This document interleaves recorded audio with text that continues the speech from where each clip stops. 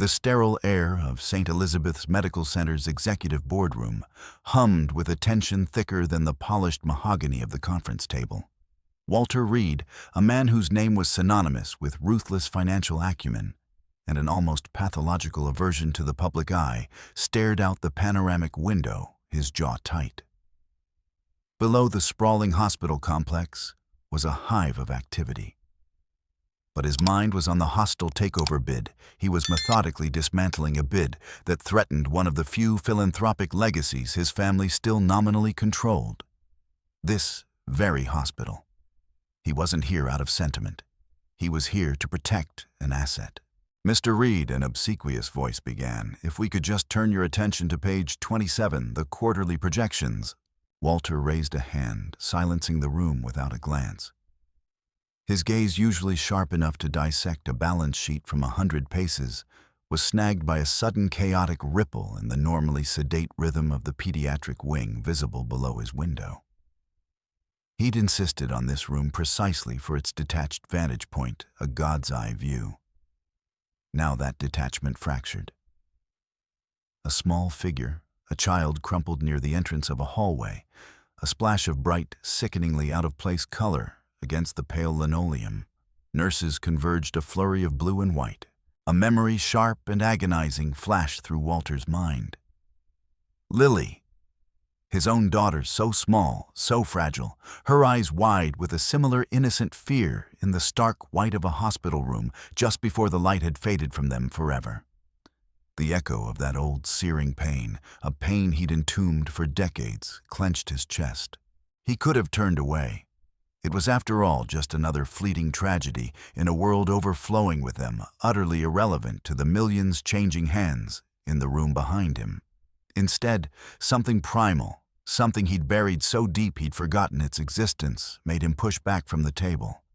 "We're taking a brief recess," he announced, his voice devoid of its usual icy control, tinged instead with an uncharacteristic urgency. He was moving before the stunned silence in the room could break. He didn't know her name, didn't know her story. He saw only a little girl paler than the sterile sheets she'd soon occupy, trembling violently. A small hand clutching her chest as she gasped for breath, her other hand outstretched, as if seeking an anchor in a dizzying storm. Her eyes wide with a mixture of raw terror and a bewildering attempt at a brave face, met his for a fleeting second across the bustling corridor before she was swept up by medical staff. The image seared itself into his mind, a miniature warrior fighting a battle far too large for her small frame. That glance, that chance, horrifying encounter, was the tremor that heralded the earthquake about to dismantle his carefully constructed world. This is not just a story about illness. It's about the unexpected, devastating power of compassion. Of a man who thought he had nothing left to give, and a child who gave everything without ever asking. Their paths were never meant to cross, his orbiting the cold, rarefied air of finance, hers tethered to a failing body in a hospital ward. And yet, through kindness that bloomed in the unlikeliest of soils, courage that defied despair, and a quiet, fierce love, they built something that would outlive them both. This is Kimmy's story, and it starts with a stranger who, for reasons he couldn't yet fathom, chose to care. Tucked away in a sleepy corner of Maple Glen, a modest town with wide sidewalks and ancient sycamore trees that whispered secrets to the wind, lived a little girl named Kim Carter and her mother Annabelle. Maple Glen had its own quiet legend whispered among the older folks. That the oldest sycamore in the town, square the wishing sycamore Kim loved to draw, held the town's accumulated empathy, and sometimes it shared it, breathing solace into troubled hearts. Kim swore she could hear its rustling leaves form words on quiet summer evenings. Their lives weren't perfect, far from it. They lived in a rented two-bedroom duplex that creaked like an old ship when it rained, and had a heater that wheezed a mournful tune every winter. But inside that home, laughter echoed louder than the wind, and love stretched far enough to cover every empty space, every unspoken hardship. Kim, 12 years old and bursting with a curiosity that sparkled in her wide, intelligent eyes, had a way of brightening even the gloomiest mornings. She loved to draw. Her sketchbooks, mostly bought from the dollar store with carefully saved coins, overflowed with fantastical creations, trees that whispered jokes, stern-looking dogs in surprisingly flamboyant tutus, and the occasional flying jelly bean sporting a monocle and a decidedly mischievous grin. But more than anything, Kim loved to make her mum laugh. Why did the pencil break up with the eraser, she once asked Annabelle while they were navigating the precarious choreography of washing dishes in their tiny kitchen. Annabelle, wiping suds from her brow, played along. "I don't know, sweet pea." Why? Because it was tired of being rubbed the wrong way. Annabelle laughed so hard she dropped a glass, the shatter echoing Kim's delighted giggles. It had always been just the two of them, a tightly knit unit against the world. Kim never knew her father. Annabelle never really talked about him, the subject a closed door in their small shared life. She just said with a sad little smile, "Some people are temporary, honey, like a bad cold or a rainy Tuesday. But that doesn't mean the love we share has to be." Annabelle worked as a night shift cleaner at the local high school, the scent of floor wax and chalk dust clinging to her clothes when she returned home at dawn. She did extra hours at a laundromat on weekends, her hands often raw from detergent and steam. She never complained. Every morning she packed Kim's lunch with a little handwritten note tucked between her sandwich and an apple. "Shine today, my sunflower. Love, Mom." Or sometimes, "Remember to be brave, even if it's just bravery in a math test. You've got this. Love, Mom." But everything started to shift subtly at first, then with gathering ominous momentum one Thursday in early September. Kim had come home from school looking a little flushed, her usual vibrant energy dimmed. "You okay, sweetie?" Annabelle asked, wiping flour off her hands. She had tried to make cupcakes that afternoon, a rare celebratory treat for no particular reason other than to see Kim smile. Kim shrugged a small, tired gesture. "Just tired. I fell asleep in math again. Mrs. Davison said I was snoring like a tiny, very confused bear." That night she spiked a fever, not terribly high, but enough to knot Annabelle's stomach with a familiar dread. She gave Kim some Tylenol and sat with her until the girl drifted off, cheeks burning against the pillow, murmuring about flying dogs needing better navigation systems. By the weekend, Kim's energy dipped alarmingly. She no longer ran up the stairs two at a time, a whirlwind of chatter and motion. Her beloved sketchbooks lay untouched. Her hands, usually so deft with a pencil, trembled slightly when she tried to draw the lines, wavering uncertainly on the page.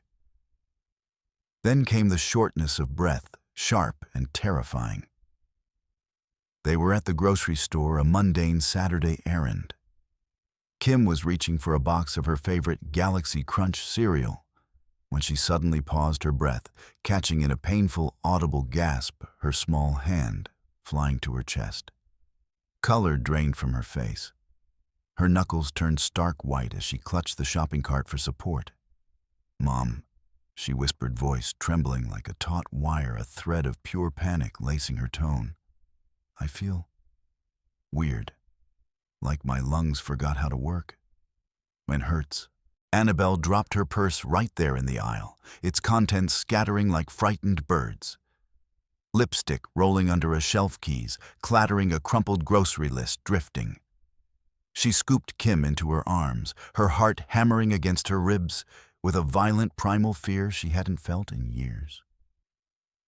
"Kimmy, oh baby, look at me." The local clinic squeezed them in that afternoon. Dr. Shaw, a kind older man, with thick glasses that magnified his concerned eyes, and a voice as gentle as falling snow, ran some basic tests. He frowned when Kim's blood pressure came back unusually low, his lips tightening. He pressed on her abdomen, his touch careful, checked her fingernails for bluish tinge, asked her if she had bruises she couldn't explain. Kim, trying to be brave, trying to mirror her mother's forced calm, lifted her sleeve to reveal a cluster of small purplish marks near her elbow, like faint, unwelcome thumbprints. "Huh." He muttered the sound almost inaudible, but it resonated like a gong in the quiet room. Annabelle's heart sank a stone, dropping into a cold, deep well of pure dread. "We're going to run a few more tests," Annabelle, Dr. Shaw said carefully, his gaze flickering between mother and daughter with an expression Annabelle couldn't quite decipher, but knew was grave. "Just to be thorough. I'd like to send her in for comprehensive blood work right away. At St. Elizabeth's, if possible, they have the faster labs." Annabelle nodded numbly. "Of course." She forced a smile for Kim, who sat swinging her legs off the examination table, still trying to maintain an air of nonchalance. Though her pallor was undeniable, and a fine sheen of sweat coated her forehead. The phone call came the next morning at 6:17 a.m. Annabelle was sipping cheap, instant coffee at the kitchen counter, the pre-dawn light casting long, ominous shadows, when her phone buzzed a harsh, unwelcome sound. "Ms. Carter, this is Dr. Shaw.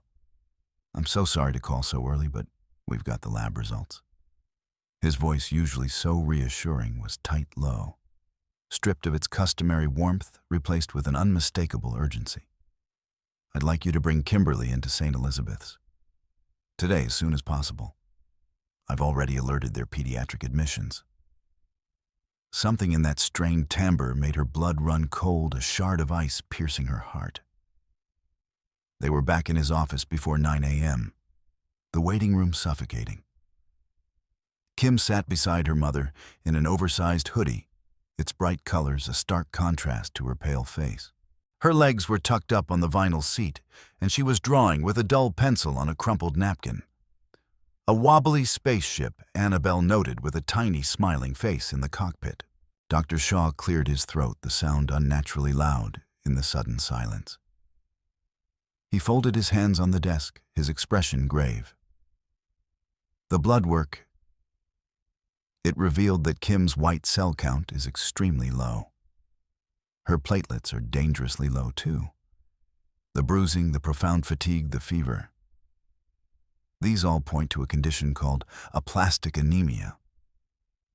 Annabelle blinked. The words were alien menacing, echoing in the small room. I don't know what that means. "It's a rare and very serious condition, Annabelle," he said gently, his eyes filled with a sympathy that terrified her. "Essentially, her bone marrow isn't producing enough new blood cells. It's failing. It weakens the immune system dramatically and can be life-threatening without aggressive, immediate treatment." Annabelle's mouth opened, then closed again.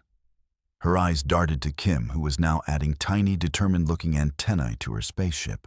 "But what causes it? Can it be fixed?" Her voice was a raw whisper, desperate. "In many cases, yes. With the right treatment, transfusions, medication, possibly a bone marrow transplant. But it requires highly specialized care. I've already spoken to Dr. Wexler's team at St. Elizabeth's Medical Center in the city. They have an excellent pediatric hematology unit. They're expecting you." Annabelle's hands clutched the edge of the desk so hard her knuckles turned white. She couldn't cry. Not now. Not in front of Kim. Instead, she turned to her daughter with a smile that felt like cracking glass. "Hey, baby. Looks like we get to visit the big hospital after all. Remember, you said you wanted to see a real hospital cafeteria with one of those giant slushy machines." Kim looked up, her pencil hovering. "Really? With the swirly kind of slushy? Can I bring my sketchbook?" "Of course, sweetheart, all of them." They stepped out into the parking lot, the sun an unusually bright, almost mocking presence. Annabelle opened the car door and let Kim climb in first. Then she leaned against the frame, staring out at nothing, breathing in shallow, desperate gasps. Her little girl. Her only child. Her light. She wanted to scream, to rail against the unfairness of a universe that could target someone so small, so innocent, so good. But when she turned back to Kim, and the girl was humming softly and scribbling in her sketchbook, "I'm drawing us, Mum," she said, pointing to the napkin. "On a rocket ship. We're going to a special hospital on the moon. It has friendly robots for doctors and beds made of clouds." Annabelle's heart twisted a painful, loving ache. She slid into the driver's seat, fastened Kim's seatbelt with trembling hands, and whispered, "Everything's going to be okay, baby. Mommy promises." Her voice cracked on the last word, a tiny fissure in her brave facade. But Kim didn't notice, or pretended not to. She simply nodded her faith in her mother, absolute. And for now, that unwavering belief was enough. The ambulance ride to St. Elizabeth's Medical Center was quieter than Annabelle expected. Kim didn't ask many questions, her usual torrent of curiosity stemmed by a weariness that seemed too heavy for her small shoulders. She just held her newest sketchbook in her lap and gazed out the small window, watching trees and utility poles blur past like forgotten memories. Every now and then, she'd point out a passing cloud that looked like a grumpy cat or a lopsided castle. But her voice was softer than usual. Like a radio turned low, its signal fading. Annabelle sat beside her, hands folded tightly in her lap, trying to keep the corrosive fear from rising into her throat and choking her. She practiced smiling a rictus of maternal reassurance she hoped looked convincing. When they arrived, the children's oncology and hematology wing was a bewildering kaleidoscope of motion and hushed urgency. A kind-faced nurse with warm, empathetic eyes and a name tag that read Sarah KRN apologized profusely as she led them down a long, sterile corridor that smelled of antiseptic and something indefinably sad. Nurse Sarah had a calm, steady presence that Annabelle found herself clinging to a small buoy in a raging sea of fear. "I'm so sorry, Miss Carter," Nurse Sarah said, her voice gentle but tinged with professional regret. "Our pediatric long-term care unit is at absolute capacity today. We've had an unexpected influx. We're putting Kim in a temporary shared room in the general care unit until we can get a proper bed available, likely by tomorrow." Annabelle frowned, her anxiety spiking sharply. "Is it safe for her immune system? She's so vulnerable now." "Absolutely," Nurse Sarah reassured her, her smile genuine and professional. "We've taken every precaution. It's a quieter room near the end of the hall. One roommate, an older patient, very stable, been with us a while. We've kept things meticulously sanitized and safe. And I'll be checking in on Kimmy constantly. You have my word."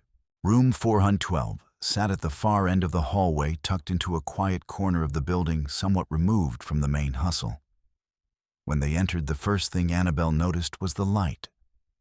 It poured in through the tall windows, bathing everything in a soft, golden hue, almost ethereal. The second thing she noticed was the woman in the other bed. She was old, frail as a dried leaf. Her skin was pale, nearly translucent, like fine parchment, and her white hair was pinned back in a simple, elegant bun.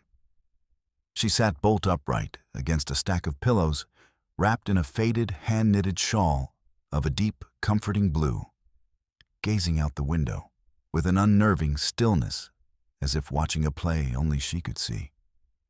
There was an untouched cup of tea on her tray, its steam long gone, and a leather-bound book open on her lap, though she wasn't reading it.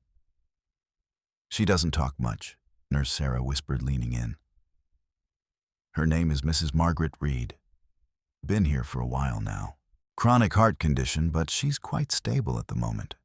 She's not dangerous, just very private. A bit of a recluse, even here."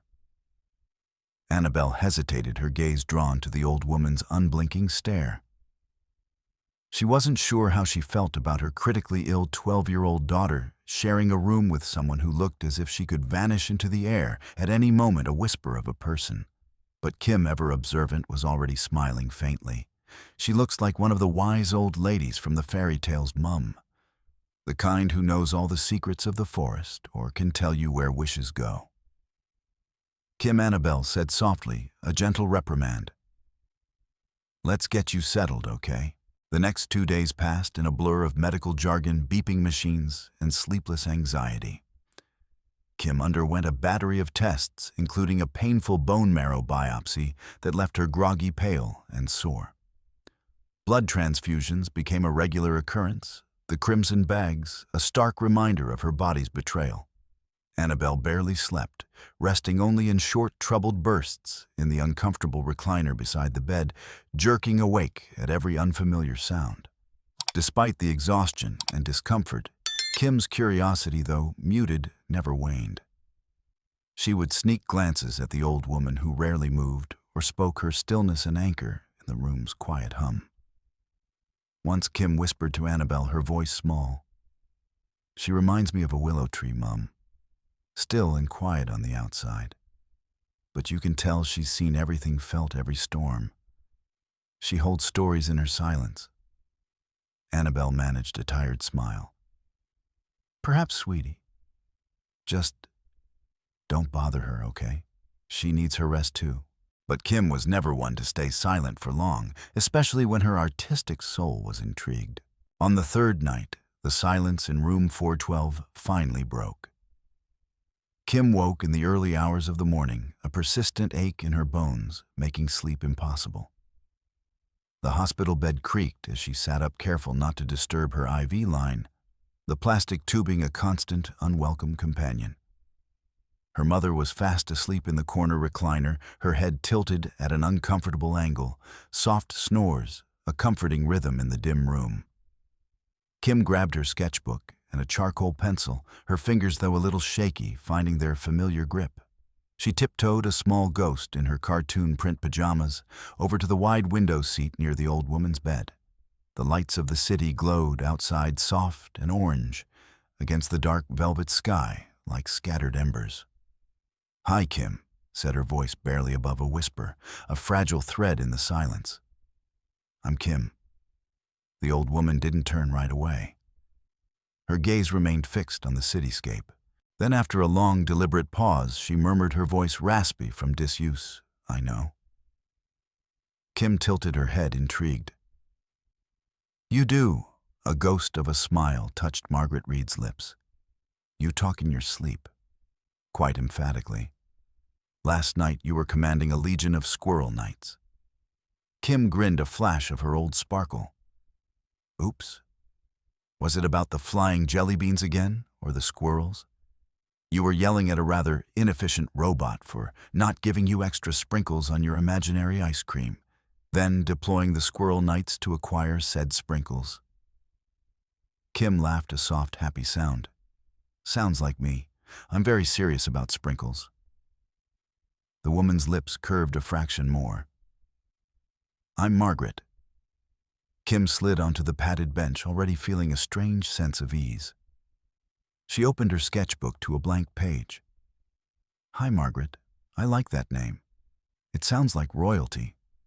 Or maybe a very clever cat. A queen cat." Margaret finally turned her head fully, her pale blue eyes, surprisingly sharp, and assessing met Kim's. "And what are you, then? If I am royalty, I'm an artist," Kim said proudly, though a little shyly. "Sort of. I mostly draw things that make me happy, or things that I wish were real." "What are you drawing now?" Margaret asked, her voice a low hum. "You," Kim replied without a moment's hesitation, her pencil already sketching quick, deft lines. "You've got a cool face. Like you've seen a million stories and you remember every single one. Like your wrinkles are sentences." Margaret made a soft sound, half a snort, half a hum, a sound that held a surprising depth of amusement, and perhaps a flicker of something long dormant. From that night on, something intangible but definite shifted in room 412. Margaret didn't suddenly become warm or chatty. That wasn't her nature. But she allowed Kim to sit near her during her quiet waking hours. She watched silently as Kim drew little pictures of animated teacups engaged in philosophical debates, stars with expressive faces, silly birds with impossibly big feet, waltzing with dignified worms. Sometimes Kim would leave a finished sketch on Margaret's tray, a flower with a particularly cheerful smile, or a cloud that looked remarkably like a fluffy sheepdog. Sometimes Margaret would quietly slide it into her leather-bound book without a word, but with a minute nod that Kim understood as acceptance. One morning, Kim offered her a paper crane she'd meticulously folded from a napkin.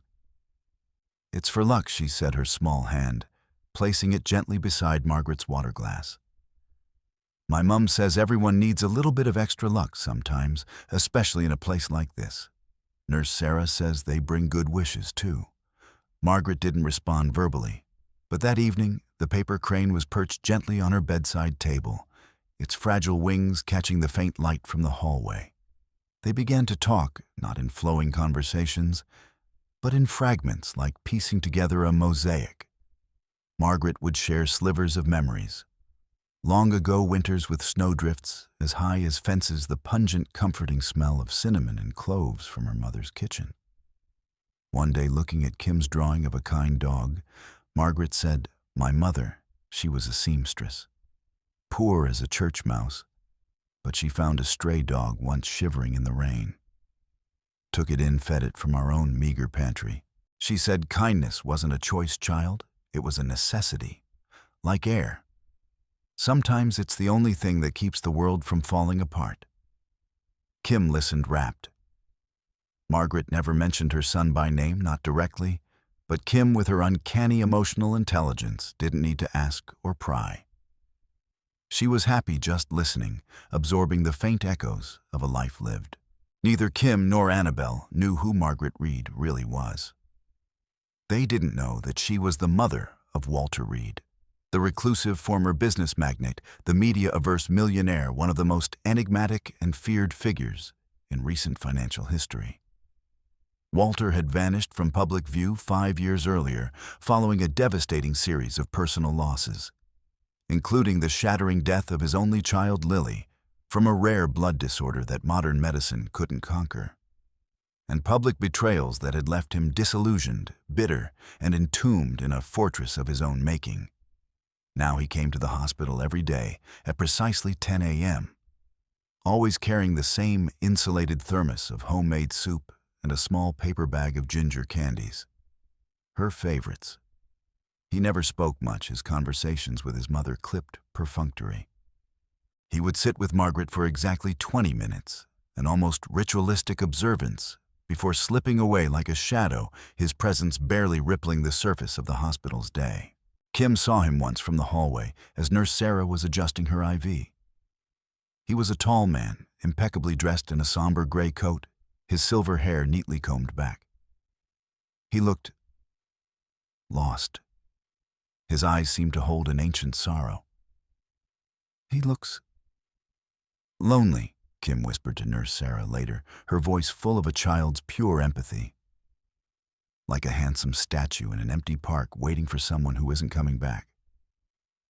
Nurse Sarah, who had seen Walter Reed's daily visits for months, simply nodded, her own eyes softening with understanding. "He is, sweetheart. Very much so. He carries a great sadness." But for Kim, the old woman in the bed beside her wasn't a mystery connected to a distant, powerful figure. She wasn't a headline or a financial report. She was Margaret, a soft-voiced, watchful companion, who, with her quiet dignity and surprising flashes of dry wit, slowly began to feel like something Kim had never had yet always unconsciously yearned for: a grandmother. One afternoon, Kim, with Nurse Sarah's help, managed to prepare a steaming mug of ginger tea from a sachet Annabelle had packed. "I figured you might like it," she said carefully, carrying it over to Margaret's bedside, her steps a little unsteady. "It smells nice, like warm hugs and cozy blankets." Margaret took the mug with 2 hands, her fingers surprisingly steady. She sipped slowly, her eyes closed, a flicker of something. Memory, perhaps, or comfort, softening the lines around her mouth. "I haven't had ginger tea like this in years," she murmured, her voice a little stronger than usual. My son used to make it for me when he was a little boy. He always made it too sweet." Kim smiled, a wide, genuine smile that lit up her pale face. He must have been a sweet little boy then. Even serious people were little once, right? Margaret didn't answer, her gaze drifting back to the window. But the next morning, when Kim woke up, she found a small, exquisitely carved wooden charm tied with a thin silken cord to her ivy pole. It was a tiny bird, a swallow perhaps, carved out of dark, fragrant cedar worn smooth with time and touch. There was no note. But Kim knew with absolute certainty who it was from. And somehow that silent gift, that small, beautiful bird, was more than enough. It was a bridge built in the quiet language of shared moments. The first time Kim truly registered the man in the gray coat, not just as a fleeting shadow, but as a person. She was sipping lukewarm juice through a straw and attempting to color a rather ambitious giraffe that inexplicably wore vibrant magenta rain boots. He sat just outside room 412 in the small waiting alcove beside the elevator bank. Same place, same time every morning. 10 a.m. sharp, like a well-oiled, sorrowful clock. Always alone, always still. A thermos of soup in one hand, his expensive phone untouched in the other. He never scrolled, never made calls, never even seemed to read. He just sat. His gaze was unfocused, staring somewhere past the institutional beige walls as though listening to distant melancholy music no one else could hear. Walter Reed lost in a world only he inhabited. At first, Kim thought he might have been a pastor with his somber attire and quiet solemnity, or perhaps a senior doctor given his air of quiet authority. He dressed plainly, if expensively. A dark wool coat, impeccably pressed slacks, leather shoes that had clearly seen better days, but were still meticulously polished. His silver hair was neatly combed back from a high forehead, his jaw strong, hinting at a former formidable presence. But his shoulders curved inward slightly, the subtle slump of a man who carried a weight far heavier than just age. "Who's he?" Kim had asked Margaret one morning, pointing discreetly with her chin after he'd passed their doorway without a glance. Margaret, who had been watching him too, had snorted softly, a dry rustling sound. "That's my son." Kim blinked, surprised. "That's Walter, the one who used to make you the too sweet ginger tea." Her image of a sweet little boy clashed wildly with the remote brooding man she'd observed. But he's so serious, like a thunderstorm that decided to wear a really nice suit, or a sad king. "He was born serious," Margaret replied, a faint wry amusement in her voice. "Came out frowning at the indignity of it all, I think. Some souls arrive with old sorrow child." Kim smiled at the image, imagining a tiny, scowling baby Walter. Still, she watched him. Every day, Walter Reed entered his mother's room quietly, nodded politely, almost imperceptibly to Nurse Sarah or any other staff member if they were present, and set the thermos on Margaret's tray. His movements were economical, precise. He never lingered long, 20 minutes tops. Then he left with the same profound silence he arrived with, not even sparing a glance at Kim, who, despite her mother's admonitions to not stare, sweetie, always looked up from her sketchbook with polite, unconcealed curiosity. He wasn't rude. He was unreachable, a sealed vault of a man. And that, to Kim's inquisitive mind, was endlessly fascinating. Their first real interaction came unexpectedly, precipitated by one of Margaret's rougher mornings. It was just after 9:30 a.m. Kim had finished her early round of labs and was back in bed, curled under a fleece blanket adorned with cartoon owls, trying to sketch a particularly grumpy-looking badger. Her mother had gone downstairs to the hospital cafeteria to get a cup of what she called real coffee, a small, necessary indulgence. Annabelle's first actual break in 2 days. Nurse Sarah was restocking supplies at the cart just outside their room, her back momentarily turned. Suddenly, Margaret began coughing, a harsh, ragged sound that shook her small frame and echoed alarmingly in the quiet room. Kim sat up immediately, her sketchbook sliding to the floor. "Mrs. Reed, Margaret, are you okay?"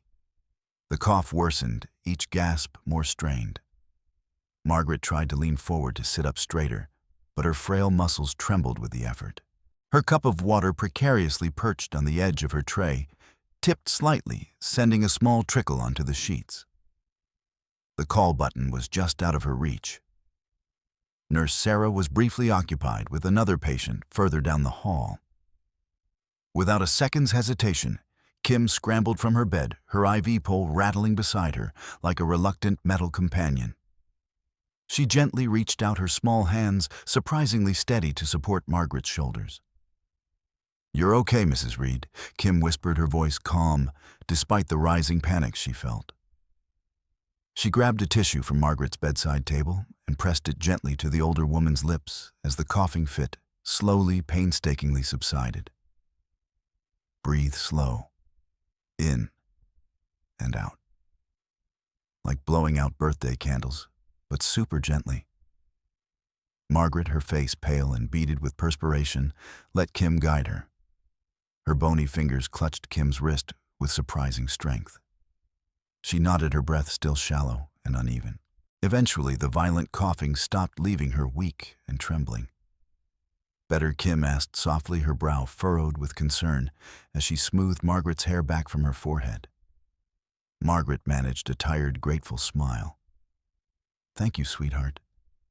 You're a brave little thing. And so very kind." That's when he appeared. Walter Reed stood frozen in the doorway, thermos still clutched in his hand, his meticulously ordered world momentarily shattered.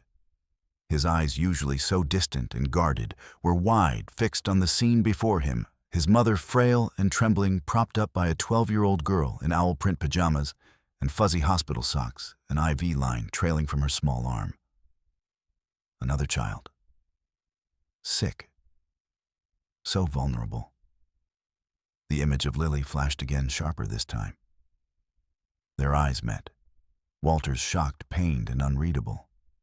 Kim's clear and steady, devoid of fear, only concern. Kim didn't flinch.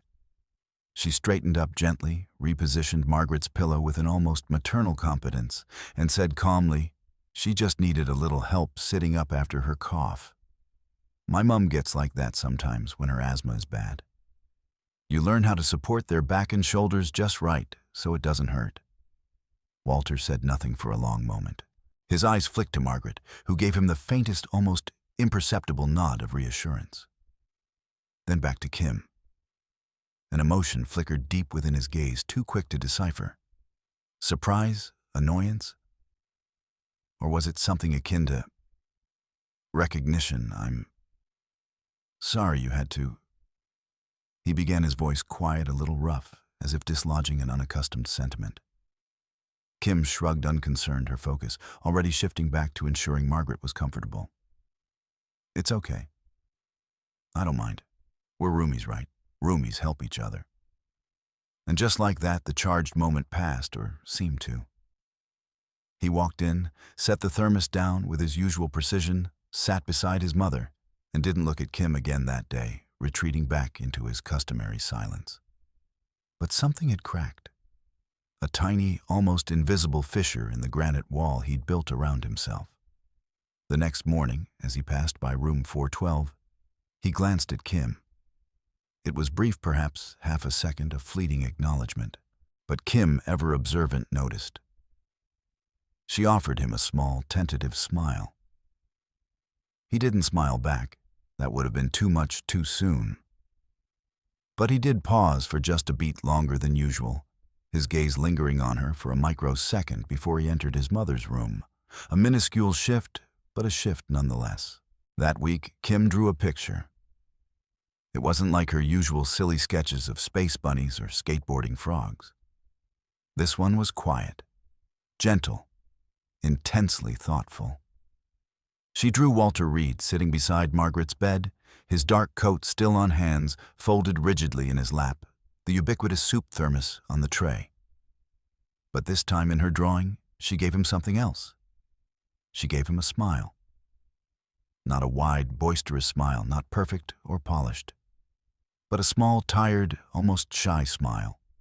A soft, real smile. Like the smile of a man who had just remembered something kind, something long forgotten.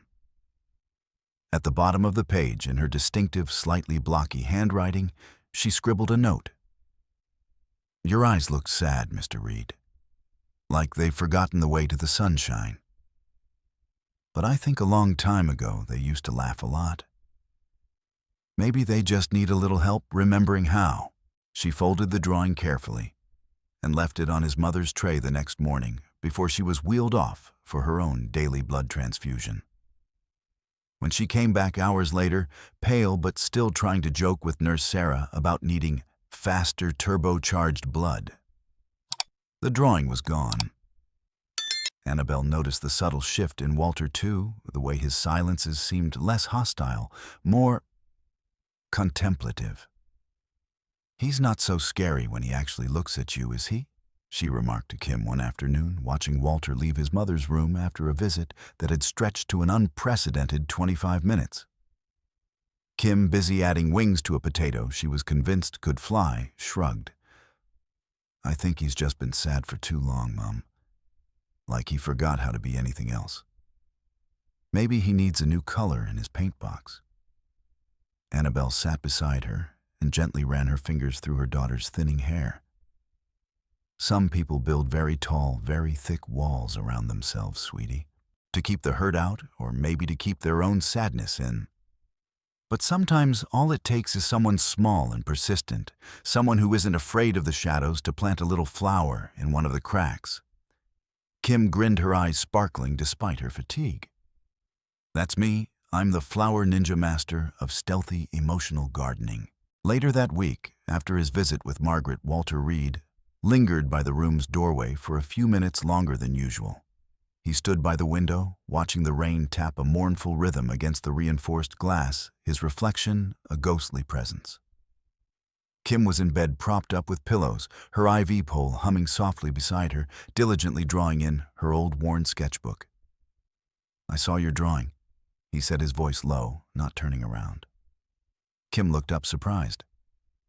"Oh, the one of you. Did you like it?"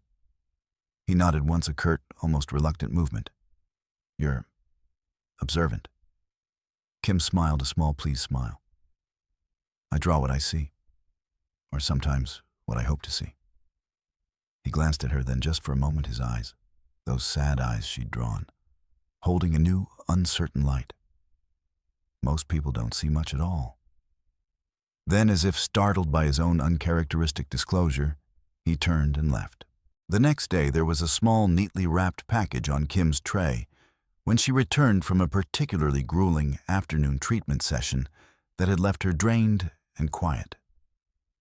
It was wrapped in simple brown paper, tied with a thin, dark blue ribbon. Inside was a brand new sketchbook, hardcover with thick, smooth, creamy pages, and a pristine set of professional-grade colored pencils, their tips sharp and vibrant.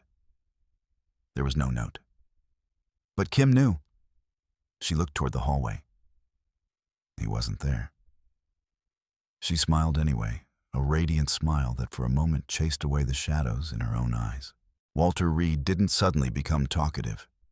He didn't abruptly sit by Kim's bed and share stories of his past or his pain. That wasn't him. The fortress walls were ancient and deeply rooted. But he began to see her, truly see her, not just as the child in the next bed, but as Kim. Every morning he nodded when he passed, a genuine, if still reserved, acknowledgement.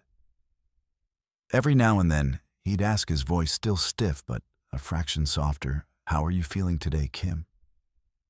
And when she told him she drew something new, he'd pause, a flicker of interest in his guarded eyes, and say, "I'd like to see it sometime, if you wouldn't mind." He never asked intrusive questions, but he started listening, really listening, not just to her words, but to the bright, brave spirit behind them. And deep inside Walter Reed, whose heart had gone cold and silent years ago, entombed by grief and cynicism, something stirred. A flicker, a fragile tentative seed of warmth. He didn't know what it meant yet, this strange, disquieting sensation. But for the first time in a very long time, he didn't dread coming to the hospital. In fact, a small, unacknowledged part of him almost looked forward to it. One day, Kim began humming a cheerful tune, sketching furiously. Margaret asked, "What masterpiece takes shape today, little artist?" "It's for the hospital's Wall of Hope Art Day next week," Kim chirped. "Nurse Sarah told me about it. We all get to paint something to cheer everyone up. I'm making a giant, happy sun." The event initiated by a new therapy program. Walter's family foundation had quietly and anonymously endowed years ago in Lily's memory. A detail he himself had forgotten amidst larger concerns was meant to bring joy to the pediatric wards. Walter heard her a strange pang striking him. Lily loved to paint suns. By the end of her second week in room 412, Kim Carter had become a quiet fixture in the ward, a presence as gentle and steady as the sunrise that painted the window gold each morning. She didn't ask for much, didn't complain about the endless needles or the metallic taste of medication, didn't act like someone whose very blood was betraying her, whose small body was growing visibly weaker with each passing day. She just noticed things. Little things that no one else seemed to have the time or inclination to see. When Margaret's worn blanket slipped to the floor during the night, Kim, despite her own discomfort, was the first to reach for it, carefully tugging her IV pole along and tuck it gently back over the older woman's frail feet. When Mr. Alvarez in the room across the hall, an elderly man recovering from hip surgery, struggled to reach his call button, his groans of frustration barely audible. Kim buzzed her own nurse without hesitation, explaining the situation calmly. When a little girl down the hall, no older than 6, had to be sedated for a terrifyingly loud MRI. Kim waited for her afterward, armed with a freshly folded paper crane and a whispered, "You did really, really good." Like a ninja with super sleepy powers. "Want me to teach you how to make a crane that can deliver secret messages?" No one asked her to do these things. No one had to. Kindness for Kim was as involuntary and essential as breathing. Nurse Sarah, increasingly fond, often lingered. "You've got a bigger heart than this whole hospital, Kimmy," she'd say, tucking her in. Kim would just grin. Maybe it's superpowered. Walter Reed had grown accustomed to routines. Rigid, unyielding routines. They were the scaffolding that helped him keep the encroaching chaos of emotions and memories at bay. Every morning at 10 a.m., he arrived with his mother's soup and sat beside her for exactly 20 minutes. He'd read the financial pages of the newspaper, ask curtly if she'd slept, and mechanically refill her water glass. Then he left. No one stopped him. No one expected more. That was how he liked it. Efficient, controlled, detached. Until Kim Carter. At first, she was just the quiet, pale child in the next bed. The one who drew incessantly. The one who sometimes whispered surprisingly coherent and funny stories to Margaret late at night, when she thought everyone else was asleep.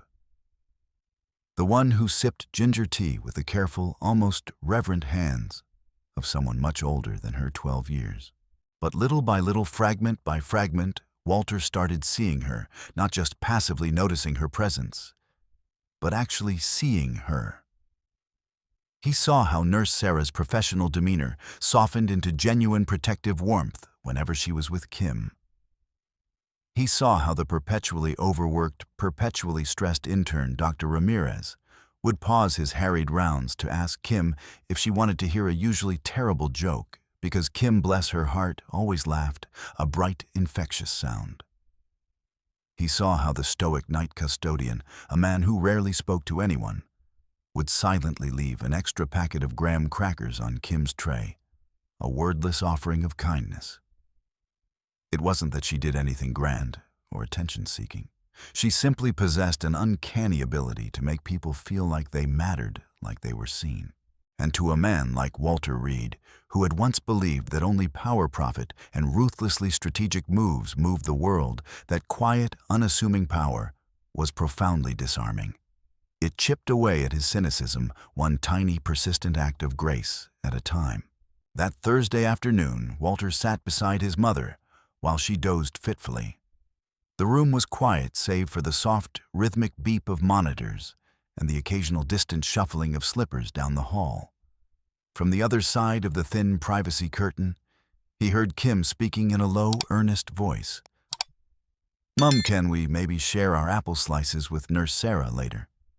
The one with the pretty braid, she looked really tired today." Her eyes had sleepy shadows under them. Annabelle's voice replied, gentle and warm, laced with an unmistakable pride. "Of course, sweetheart. That's a wonderfully thoughtful idea. We absolutely can." Walter said nothing, but his hand turning a page in his financial report froze midair. That night alone in his sterile multi-million-dollar apartment overlooking the glittering, indifferent city, he found himself thinking about that small, simple exchange more than any complex business headline he'd read all day. Over the next few days, Walter started staying longer than 20 minutes. Not much longer, just an extra 5, then 10 minutes, enough to observe, to listen, almost despite himself. He watched as Kim patiently helped Margaret adjust her pillows for the 10th time, her small hands gentle and sure. He overheard her whispering silly, elaborate bedtime stories about talking raccoons who were also secret agents and noble broccoli knights defending the vegetable kingdom from sugar-crazed villains. He noticed that Margaret, who had once refused to talk about anything beyond the weather or her physical discomfort, now sometimes smiled faintly in her sleep. And that smile, Walter realized with a startling pang, of something akin to jealousy. No, not jealousy. It was a recognition. That smile wasn't for him, her dutiful distant son. It was for Kim, for the girl who asked nothing yet gave so freely of her dwindling light. That Sunday evening, Walter arrived late, well past official visiting hours. He'd had an unavoidable, acrimonious meeting across town that had run over, and then rush-hour traffic had turned the freeway into a congealed river of red taillights. Still, he showed up. Some unidentifiable internal compass, newly recalibrated, had insisted he needed to. Margaret was already asleep when he quietly entered room 412. The lights were dim, the nurses on their night shift rounds moving like silent, efficient ghosts down the dimly lit halls.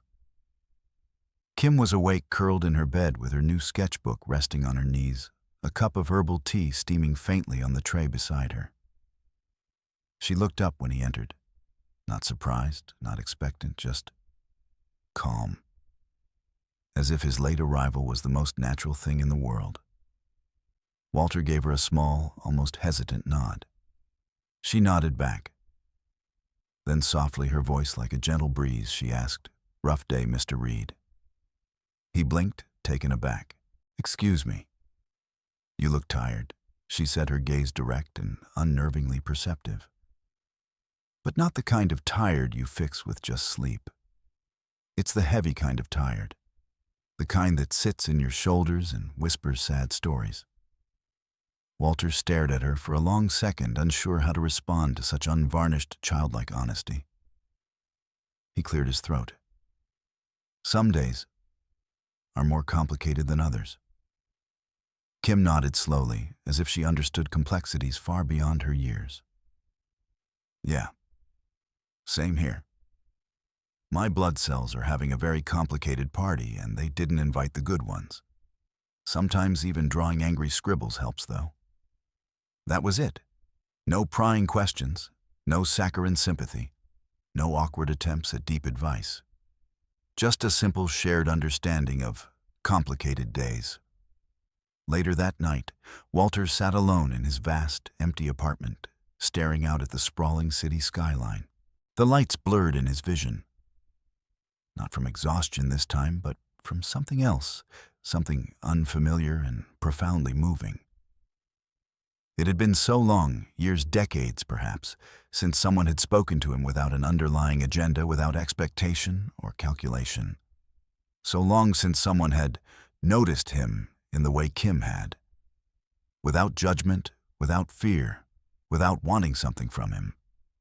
And she was 12, facing her own mortality, with a courage that shamed him, and still, giving more genuine empathy and light than most of the powerful, healthy people he'd ever known.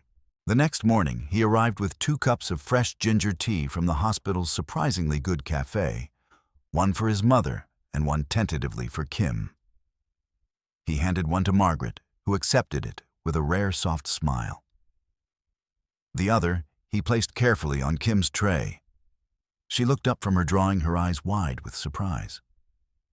"For me," Mr. Reed Walter nodded, a slight flush rising on his neck. You seem to enjoy it, and you deserve something warm." Kim smiled, a genuinely delighted smile that reached her eyes. "Wow, thank you. This'll go great with Captain Ginger's next intergalactic adventure. He's recruiting a new first mate, you know. He says they need someone good at seeing things others miss." Walter didn't ask what that meant. He didn't need to. For the first time, he felt the faint stirring of a smile on his own lips. From that day on, something unspoken, a fragile tendril of connection existed between them, a quiet, unacknowledged understanding. Walter didn't hover. He didn't bombard her with questions or platitudes. But he watched. He noticed. He listened.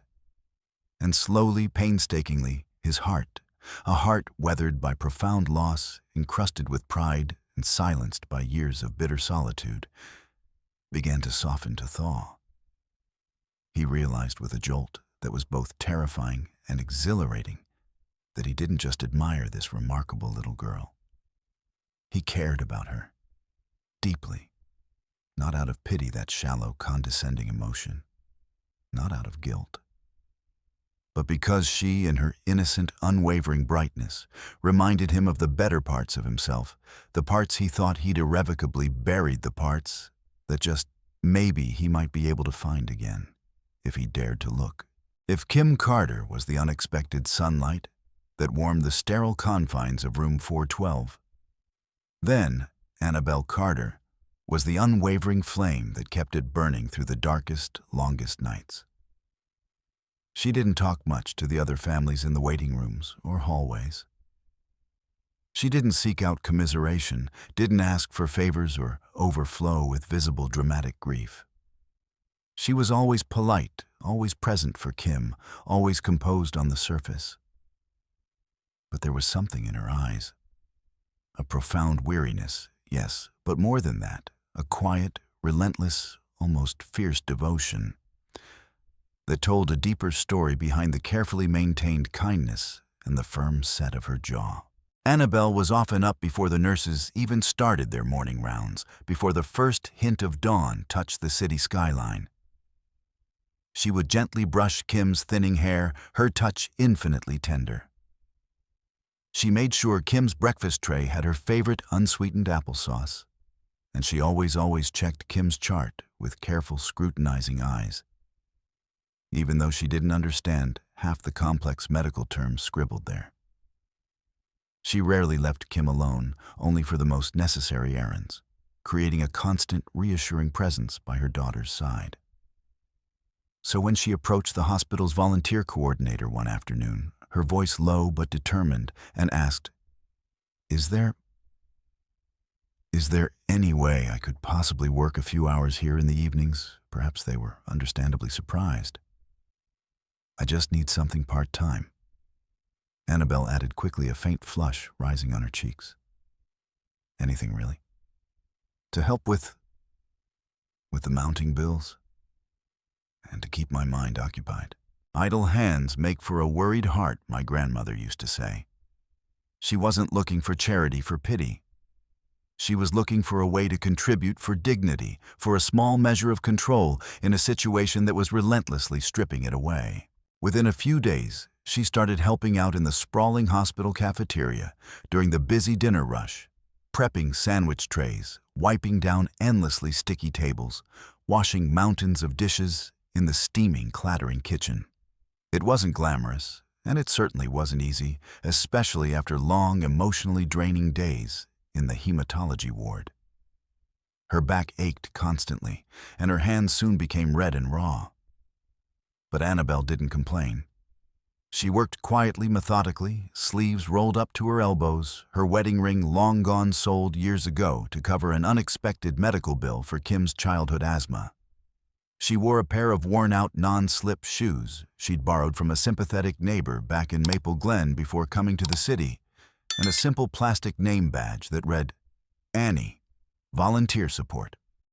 She always managed to return to Kim's bedside before lights out, always with a soft smile plastered on her face, even when her knees screamed in protest and her palms stung from the harsh cleaning chemicals. One evening, Walter was leaving room 412 a little later than his new, slightly extended usual. A chill autumn rain tapped lightly, insistently against the large windows, blurring the city lights into impressionistic smears. The hospital hallway was dim, quieter than usual, with most patients settled for the night and staff changeovers underway. As he stepped through the main lobby towards the covered exit, something made him pause. Outside, beneath the flickering lights of the covered walkway leading to the parking garage, sat a solitary figure hunched on a cold metal bench. The rain was heavier now, a relentless downpour with wind slicing sideways across the vast, empty parking lot. The woman's back was turned to him, but Walter recognized the slight slump of her shoulders, the set of her head, immediately. Annabelle. She was sitting completely still, arms wrapped tightly around herself, as if to ward off more than just the evening chill, her elbows resting on her knees, staring out at the sheeting rain. Her volunteer apron was still tied around her waist, soaked through and clinging to her. He hesitated for a fraction of a second, an old instinct to retreat, to not get involved, warring with a newer, unfamiliar compulsion. Then he slowly pushed the heavy glass door open and walked towards her, the collar of his expensive coat turned up against the driving rain. "Mrs. Carter," he said, his voice softer than he intended. She startled slightly, her head jerking up. Then she visibly composed herself, attempting to sit up straighter. "Oh, Mr. Reed, I didn't expect to see you. I was on my way out." He studied her face in the dim, uncertain light. It was pale, etched with exhaustion. "You've been working?" She nodded, a tired gesture. "A few hours in the kitchen. They needed some extra help tonight. It helps keep my hands busy. My mind, too." Walter's gaze dropped to her hands, clenched tightly in her lap. Even in the poor light, he could see the skin on her knuckles was red and raw, some areas visibly cracked and weeping. She followed his eyes and instinctively pulled her sleeves further down over her wrists. "They're fine," she said quickly, a little too quickly. "The hot water and the degreaser are a bit rough, but I'm used to hard work." "You shouldn't be doing this." He said the words out before he could censor them. It wasn't a judgment, more a statement of pained observation. "You're here for your daughter. Your focus needs to be on her, on yourself." Annabelle managed a faint, tired smile that didn't quite reach her haunted eyes. "Exactly, Mr. Reed. That's precisely why I do it. For her." He didn't say anything at first, the rain drumming a melancholy rhythm on the metal awning above them. Then quietly, he sat beside her on the cold bench, close enough to offer a silent solidarity, but far enough not to intrude on her private grief. "I saw Kim helping my mother with her pillow. Now the other day," he said after a moment, his voice low. "A new nurse was struggling a bit. Kim just stepped in. I hadn't asked her to." "She just does that," Annabelle replied, her gaze fixed on the swirling rain. "She sees people. She feels things. She cares. It's just who she is. Her heart is too big for her little body sometimes, I think." He nodded slowly. She's Remarkable. Truly remarkable. Annabelle looked out toward the darkness, the rain a curtain between them and the rest of the world. I try so hard to make things feel normal for her, even in this place. I know this hospital isn't home. This isn't how her childhood should be. But if she can still laugh, still find joy in her drawings, still believe with all her heart that kindness matters above everything else, then maybe I haven't failed her yet. Her voice was a raw whisper freighted with unshed tears.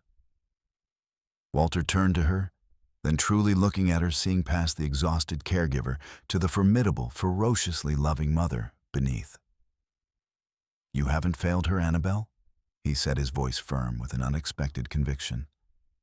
"You are the reason she still shines, the reason any of us can see the light she holds." She didn't reply, but something in her rigidly held expression shifted, softened. For the first time since they'd met, she allowed a fraction of her profound weariness, her bone-deep fear to show. And in that shared, rain-soaked moment of vulnerability, another tiny crack appeared in Walter Reed's armor. That night, back in his sterile, silent apartment, Walter didn't even attempt to touch the gourmet meal his housekeeper had left for him. Instead, he opened his laptop and with a grim determination began researching aplastic anemia. He waded through complex medical articles, dense treatment protocols, heart-wrenching case studies. Much of the specialized terminology was beyond his grasp, but he persisted, driven by an urgency he couldn't name. He opened tab after tab about bone marrow transplants, donor matches survival rates, the cruel lotteries of immune responses, the soul-crushing bureaucracy of insurance delays and hospital backlogs. He scribbled down questions on a crisp legal notepad, his handwriting unusually agitated. He even found himself searching for information on a foundation he'd anonymously set up years ago after Lily's death. The Starlight Fund, dedicated to supporting research into rare pediatric blood disorders and providing grants to hospitals for cutting-edge treatments. He wondered if St. Elizabeth's had ever benefited, if that fund was still making any difference at all. Then the next morning, instead of heading straight to room 412 at his usual time, Walter Reed requested an immediate meeting with Dr. Harold Wexler, the esteemed head of pediatric hematology at St. Elizabeth's. The department receptionist, a harried woman with tired eyes, blinked in surprise at his imperious request. "And you are family, sir?" she asked, pen poised over an appointment book. Walter paused. The question, so simple, resonated with unexpected depth. "No," he said, his voice carefully neutral. Then after a beat, almost to himself, he added, "Not yet. But I'm a concerned party." The receptionist, puzzled but intimidated by his demeanor, scheduled the meeting. When Dr. Wexler, a man renowned for his brilliance and his equally renowned lack of patience for time-wasters, met with him, Walter didn't waste a second on pleasantries. "I need to understand Kim Carter's precise treatment path," he stated, his voice calm but steel-edged. "Her realistic odds. What's been done, what hasn't been done yet, and crucially, what it would take, financially, logistically, medically, to give her the absolute best possible shot at survival." Dr. Wexler, a portly man with keen, intelligent eyes behind his spectacles, frowned. "Mr. Reed, I'm not entirely sure I can legally share specific patient—" "I'm not asking for her confidential chart," Dr. Walter interrupted, his gaze unwavering.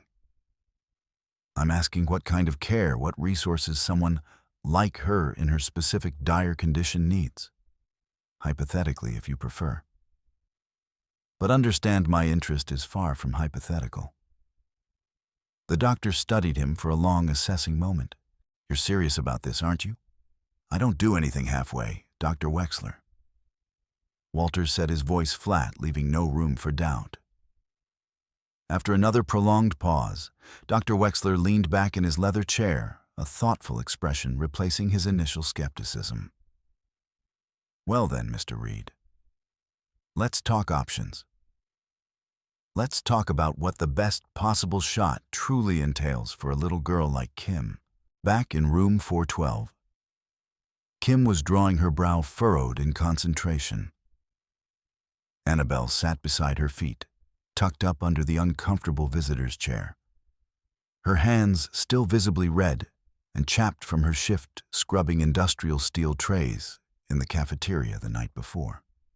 When Kim looked up, she saw her mum's tired eyes, the faint purple smudges beneath them, and the almost imperceptible way she winced a little as she tried to discreetly stretch her aching back.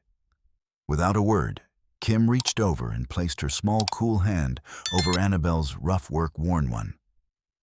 Then she turned her sketchbook around and revealed her latest drawing. It was a vibrant, surprisingly detailed cartoon version of Annabelle, complete with a slightly lopsided volunteer apron, oversized rubber gloves, her hair tied back in a practical but endearing bun. In one hand, cartoon Annabelle held a scrub brush aloft like a conquering hero's sword, and the other arm was wrapped protectively around a small beaming cartoon. At the bottom of the page, in Kim's distinctive bold lettering, were the words, "My superhero doesn't wear a cape. She wears a name tag that says Annie, and sometimes smells a bit like dish soap. And she's the bravest person in the whole universe." Annabelle blinked hard several times, her lips pressed tightly together to still their trembling. A single tear escaped and traced a path down her cheek. Kim just smiled a soft, knowing smile and whispered, "You're my favorite person in the entire world, Mum. My absolute favorite." Annabelle didn't speak. She couldn't. She just leaned down, pressed her forehead to Kim's, and held it there for a long, quiet, profoundly sacred moment, breathing in the faint, sweet scent of her daughter's hair. Outside the slightly ajar curtain, Walter Reed stood without announcing himself. He had come to drop off his now customary morning ginger tea for Kim, but he paused when he heard the hushed, emotional exchange. He didn't want to intrude on such an intimate moment. But his heart, that long dormant organ, stirred with a powerful, unfamiliar ache. There were some kinds of strength that weren't loud or flashy, some kinds of heroism that didn't demand accolades or recognition. Annabelle Carter was forged from that quiet, unyielding, everyday heroism. And for the first time since the devastating death of his own beloved daughter Lily all those years ago, Walter Reed felt something other than the gnawing ache of regret and the hollowness of loss. He felt a profound, burgeoning respect. And perhaps, just perhaps, the first fragile stirrings of hope. Margaret Reed had always been made of quiet, resilient strength. It was a strength honed by a life that had seen its share of hardship, loss, and quiet triumphs. Even as age and illness insidiously stole her appetite and slowed her movements, confining her to the narrow geography of her hospital bed, she clung to one final, unwavering truth. She still had her mind, her sharp perception, and she knew with unclouded certainty what she saw. And what she saw clearly, undeniably, was the young girl lying in the bed beside hers. Kim Carter, with her warm, intelligent voice, her slightly cracked, endearingly goofy jokes, her small, unheralded kindnesses offered without fanfare or expectation. Kim was a flicker of unquenchable joy in a place that had too often forgotten the language of light. In those quiet, drowsy afternoons when the hospital hummed with a muted, subdued energy, Margaret often watched Kim without the girl realizing. She listened to her offer gentle words of comfort to other young patients during their shared trips to the dreaded treatment rooms. She saw the subtle, almost imperceptible ways Kim supported her exhausted, courageous mother, offering a shared smile, a quickly squeezed hand, a whispered, "You're doing great, Mum." And she saw with a painful clarity that twisted her own aging heart how Kim smiled bravely through a level of pain and fear no child should ever have to know. And in those quiet moments of observation, Margaret didn't feel like a dying woman tethered to machines and fading memories. She felt strangely, wonderfully alive. Kim's spirit was infectious. This afternoon, Annabelle had seemed more worried than usual. Margaret had overheard fragments of a hushed, anxious phone call Annabelle had made from the hallway, something about insurance, pre-authorizations, and a funding gap. Later, Margaret had seen Annabelle surreptitiously wiping tears from her eyes after a brief, intense meeting with a hospital administrator. It was then that Margaret knew she had to speak to Annabelle to share a truth that might in some small way ease her burden. When Nurse Sarah had wheeled Kim down for yet another blood test, and the room was quiet, Margaret beckoned Annabelle closer.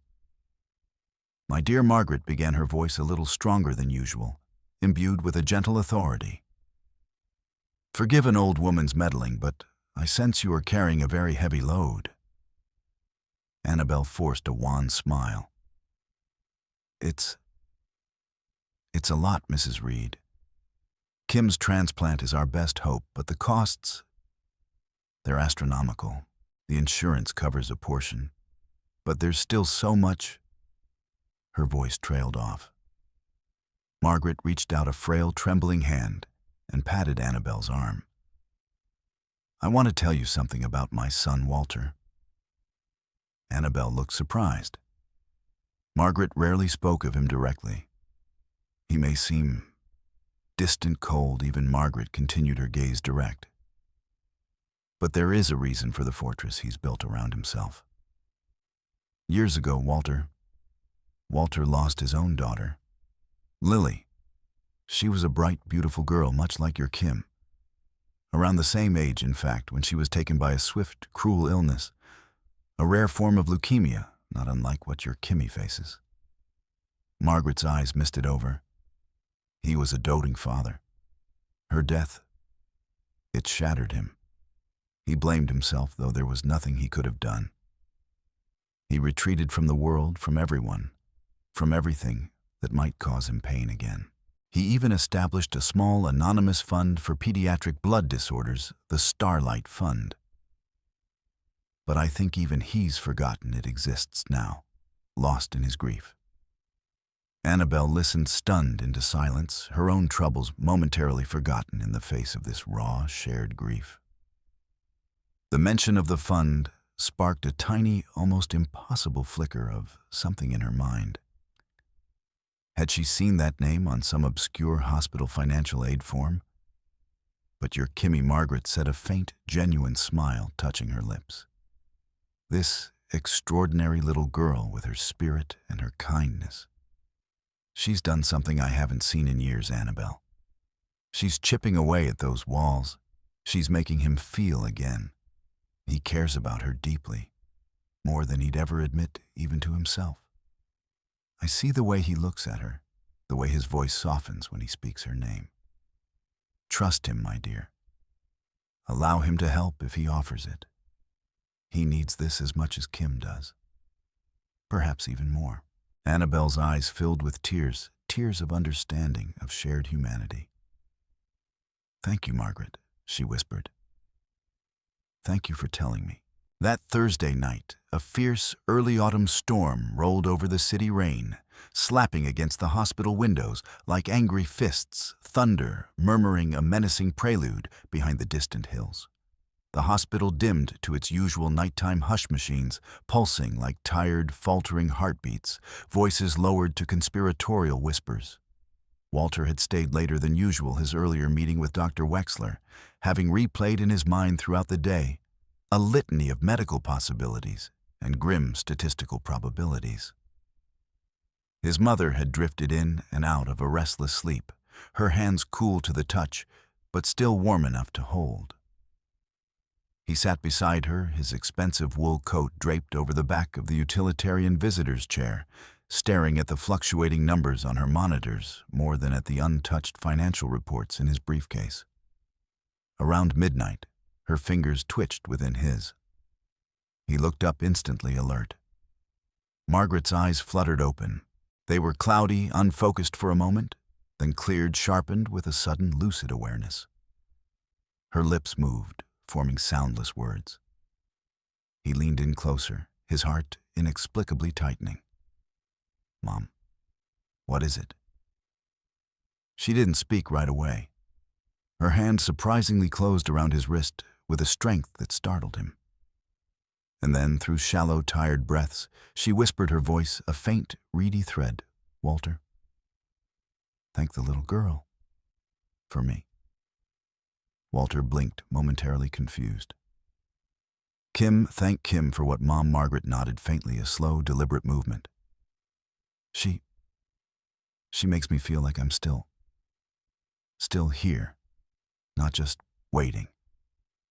Her voice cracked, laden with an emotion he hadn't heard from her in years. Tell her thank you.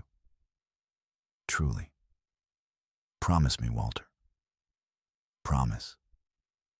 Walter swallowed hard, a painful lump forming in his throat. The raw honesty in her failing voice, the unvarnished plea in her eyes, cut through years of his carefully cultivated emotional detachment. I will, Mom. I promise. I'll tell her. Margaret gave him a look he hadn't seen since his own tumultuous childhood, a look of maternal command that brooked no argument, no evasion. Then, with a small, contented sigh, her eyelids fluttered closed, and she fell back into a deeper, more peaceful sleep. The following morning, after a sleepless night, spent staring at his apartment ceiling, replaying his mother's words and the weight of her request, Walter Reed requested another even more urgent meeting with Dr. Wexler. This time, he didn't walk into the doctor's office as a cautious inquirer or even as a concerned benefactor. He walked in as a man who had been irrevocably changed, a man on a mission. I want her transplant surgery handled by the absolute best surgeon available in this country, Dr. Wexler, he stated quietly. His voice devoid of its usual icy reserve, imbued instead with a low, burning intensity. Fly them in, if necessary. And I want all associated costs, every test, every medication, every specialist consultation, accommodation for her mother, post-operative care, everything. Fully covered. Quietly, anonymously.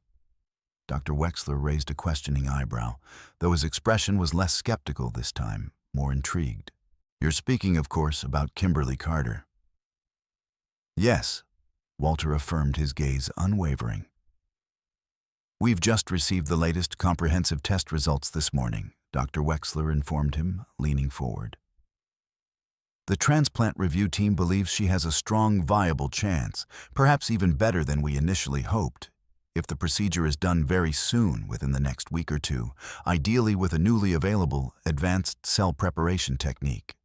Ironically, part of the funding for access to this new protocol for cases like Kim's is supplemented by a small, dedicated philanthropic fund, the Starlight Fund.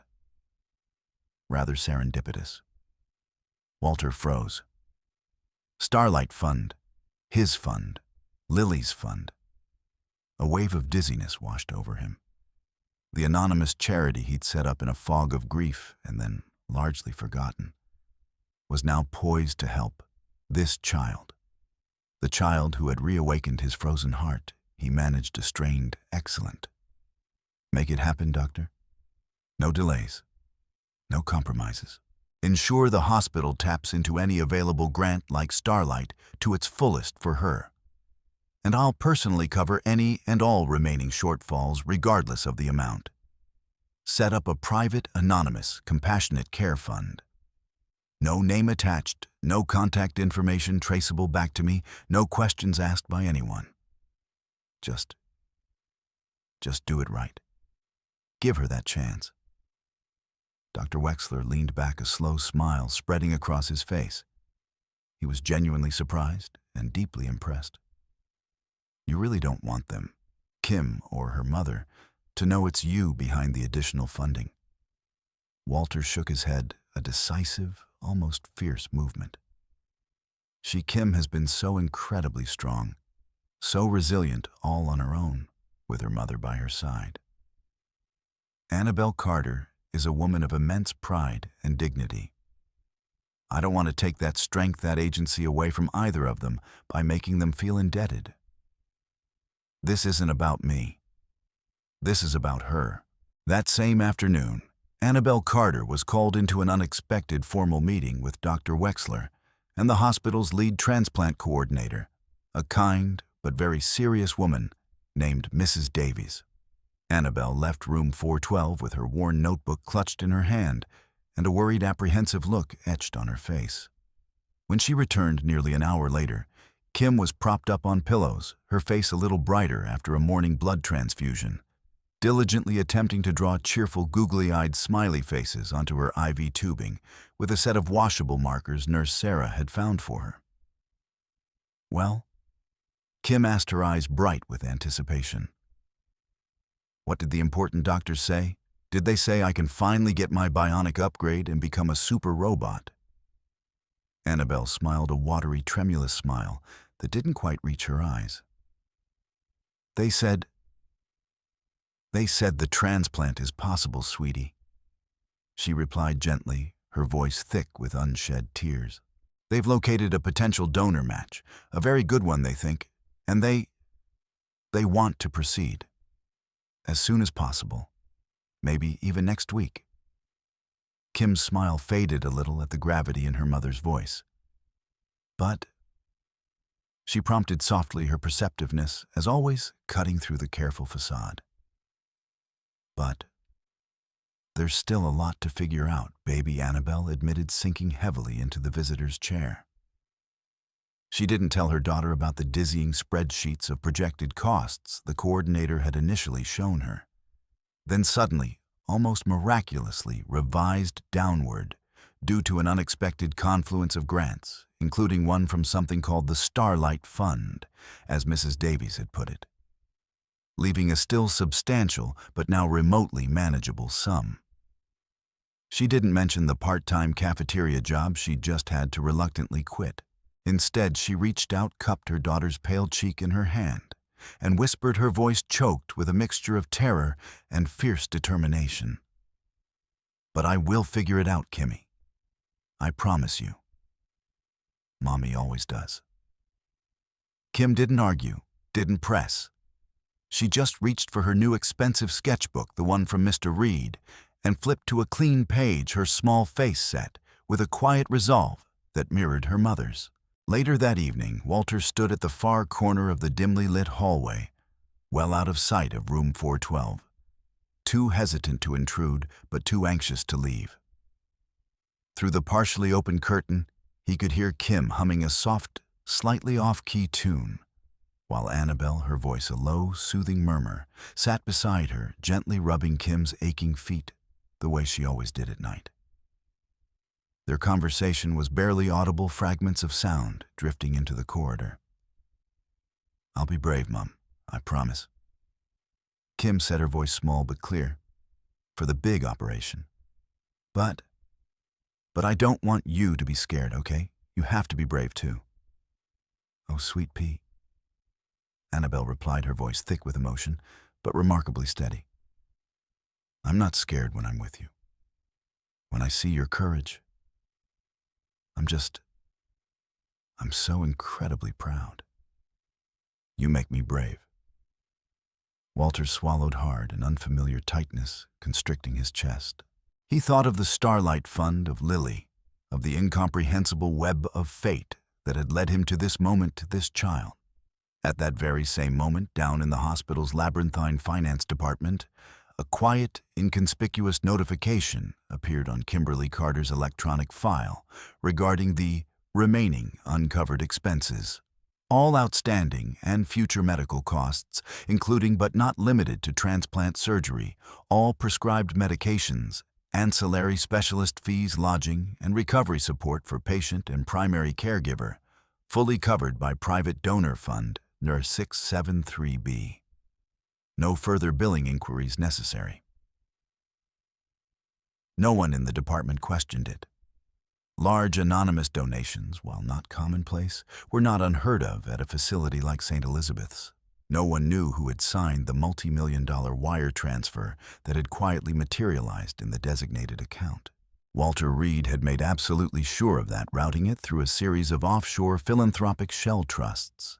Back in room 412, Kim finished her latest drawing. It was a vibrant, hopeful scene, a whimsical hospital room, but one filled with smiling people. Nurses with angel wings, patients on roller skates, friendly animal doctors in white coats. A little girl, recognizably, Kim wore a superhero cape over her hospital gown. A tired-looking mom in an apron, clearly Annabelle, held a mop like a knight's shining sword.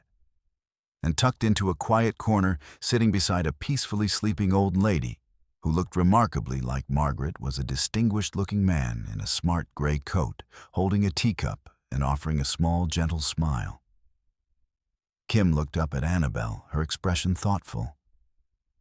"Mum," she asked hesitantly, do you think it's okay to trust someone, like, really trust them, even if you don't know them very well, even if they're kind of a mystery?" Annabelle looked thoughtful, considering her daughter's question with her usual seriousness. "You know, sweetie," she said softly, "sometimes the people who change our lives the most profoundly don't make big, loud entrances. They don't come with trumpets and flashing lights. Sometimes they just show up quietly. And they choose to care. I think if your heart tells you they're good, it's okay to trust that feeling." Kim nodded, a small, satisfied smile on her face, apparently content with that answer. At that very moment, Walter stood outside Margaret's room, watching the steady, peaceful rise and fall of her chest as she slept. He reached for her hand, his touch feather-light. "I kept my promise, Mom," he whispered, his voice barely audible above the hum of the machines. "She doesn't know it yet. None of them do. But she's going to get her chance. The best chance we can give her." Margaret stirred just enough to give his hand a small, almost imperceptible squeeze. And Walter Reed, who had once only believed in control and caution, in meticulously calculated returns on investment, felt something shift inside him irrevocably for good. He wasn't doing this to fix himself, he realized with sudden clarity. He wasn't doing it for redemption or for applause, or even to silence the ghosts of his past. He was doing it because it was quite simply the right thing to do. Because sometimes the smallest, most fragile hands have the power to rebuild the most broken pieces of a shattered world. And because his mother, in her quiet wisdom, had taught him long ago, and then again just now, that true gratitude, true humanity, demands not just sentiment, but action. The hallway outside room 412 had been unusually, almost unnervingly quiet that particular morning. Even the normally bustling nurses seemed to speak in hushed tones, their glances towards Annabelle and Kim more cautious, more laden with a strange, unspoken pity than usual. Annabelle sensed it immediately, an invisible, palpable shift in the atmosphere, like the heavy stillness before a violent thunderstorm. She'd just returned from the hospital pharmacy window with Kim's complex array of evening medications when she spotted him. He stood at the far end of the hallway near the elevators, one hand gripping a greasy bag of fast food takeout, the other incongruously holding a large, garishly pink stuffed bear with a crooked sequined bow tie. His clothes? A too-tight band t-shirt stretched over a burgeoning gut-faded jeans with suspicious stains, were a stark contrast to the sterile environment. His lank hair was poorly combed, and the faint stale scent of cigarettes and cheap cologne hung faintly offensively in the air around him. But Annabelle didn't need the olfactory assault or the sartorial disaster to recognize him. Nathan Carter, Kim's father. The man who had walked out on them when Kim was barely 3 years old, his parting words a venomous tirade about how a wife and child were chains he refused to wear. The man who had once in a drunken rage thrown a kitchen chair across their tiny living room, narrowly missing a toddling Kim during a furious argument over an overdue credit card bill he'd maxed out on gambling. The man who had screamed, his face contorted with selfish fury, that fatherhood was a goddamn mistake forced on me. The man who had for 9 long, silent years been nothing more than a painful, gaping void in their lives. Annabelle froze the paper bag of medications, crinkling in her suddenly nerveless grip. Her heart began to pound, a frantic, suffocating rhythm against her ribs. For a wild, desperate moment, she thought about turning away, retreating back into the relative safety of Kim's room, pretending she hadn't seen him. But then Kim's soft, weak laughter, a sound more precious to Annabelle than all the gold in the world, drifted from behind the curtain of room 412. Kim was probably joking with Nurse Sarah. Annabelle took a deep, steadying breath, squared her shoulders, and walked straight towards him, her expression a mask of icy composure. "Nathan," she said, her voice low, cold, and utterly devoid of welcome. He turned, and his lips curved into a wide, practiced smile that didn't come close to reaching his shifty, calculating eyes. "Annie, baby," he said, his voice oozing a false, repulsive familiarity, as if they were old, dear friends, unexpectedly reunited. "Well, look at you. Still a knockout, though you look tired, sweetheart. Real tired." "What are you doing here, Nathan?" she asked, cutting through his smarmy preamble, her fingers tightening around the paper bag in her hand until her knuckles were white. Her voice was quiet, but edged with steel. "How did you even find us?" "I heard," he said, his voice dropping into a somber, theatrical register of concern about our Kimmy. "Our little girl. Saw a post online, some sob story on one of those fundraising sites. Someone from the old neighborhood, I guess. My heart just broke, Annie. I knew I had to come. Right away." He took a step closer, attempting an earnest expression. "I've changed, Annabelle. I swear to God I have. I'm not the same man I was back then." She stared at him, her gaze unflinching, her contempt a palpable force. "And what man exactly were you before, Nathan? Remind me. Was it the one who slammed the door so hard the frame cracked while our daughter was crying for him in her high chair? Or perhaps it was the one who systematically drained our joint bank account and then vanished into thin air for 9 excruciatingly long years without so much as a postcard, let alone a penny for her care?" He flinched, a flicker of his old defensiveness in his eyes, but quickly recovered, his oily charm resurfacing. "Look, I know I messed up. Badly. I was young, stupid, scared. But I'm here now, aren't I? I'm here to make things right. For Kimmy. For us." Annabelle didn't answer. The sheer audacity of his hypocrisy stole her breath. Instead, she turned on her heel and walked away towards the sanctuary of room 412. But Nathan, undeterred, followed her, his cheap sneakers scuffing on the polished floor. Kim was sitting up in bed, a tentative smile on her pale face, when Annabelle entered the room, Nathan hovering just behind her like an unwelcome shadow. "Mom, look, someone brought me cookies from the fancy bakery in the lobby," Kim said cheerfully, holding up a beribboned bag. "And this really soft doll? Her name is Sparkle Princess Annabelle," froze mid-stride, her blood turning to ice. And there he was, already oozing his way past the privacy curtain, smiling, that predatory, insincere smile, as if he belonged there, as if he had every right. "Hi, sweet pea," Nathan said softly, his voice thick with feigned tenderness. "Remember me, it's me, Daddy." Kim blinked, her smile faltering. Her expression shifted from innocent delight to confusion, then to a dawning, uncertain apprehension. You're my daddy." Annabelle stepped swiftly between them, a lioness protecting her cub. "Nathan, she doesn't remember you. She was a baby." He nodded slowly, his eyes fixed on Kim with an unnerving intensity. I know. That's my fault, my biggest regret. But maybe we can fix that, huh? Start fresh." "Right, kiddo." He walked around Annabelle directly toward the bed and sat on the edge, ignoring Annabelle's barely suppressed gasp of outrage. He gently placed the Sparkle Princess doll in Kim's lap. "You always loved dolls with sparkly dresses." I remembered. "I thought you deserved something extra special today." Kim looked down at the doll, her small fingers tracing its synthetic golden hair, then back up at this stranger who claimed to be her father.